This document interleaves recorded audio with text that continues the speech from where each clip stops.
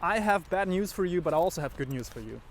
So the bad news is that your music is never going to be good enough to promote itself, like without you having to do anything.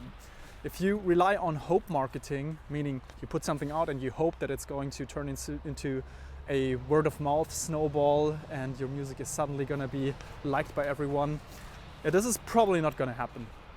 But the good news is that there's not so much you have to do. It's actually relatively simple. Once you understand that people like to experience the full circle you as an artist and not just your music, they want to experience you in all of the different facets. They want to know what story surrounds you. They want to know why you're creating this type of music and how this comes together.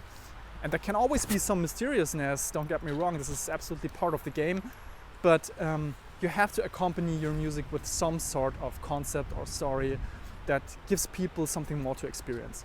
This is also the reason why a lot of artists pay so much attention to how they put together their shows. Yeah, so when they go on tour, there's usually a big audiovisual concept, and even the promotion before this tour is in line with that concept. Now, how do you do this in real life? There's a great book by Simon Sinek that's called Start With Why. And it basically means people don't buy what you do, they buy why you're doing it.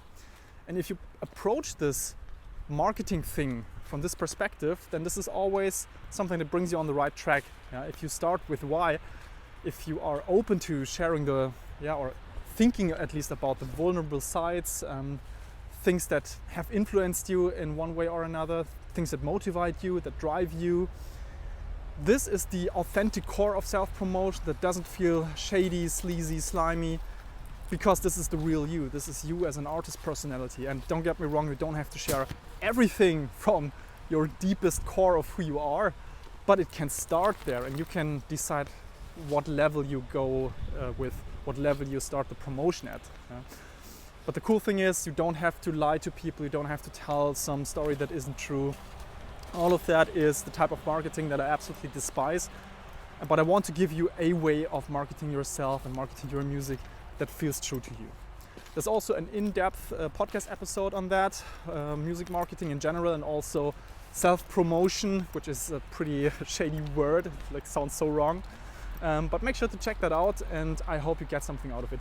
Leave a comment below, let me know what you think of this concept and if this helps you approach self-promotion from a more meaningful angle, and I will see you in the next video. Bye bye.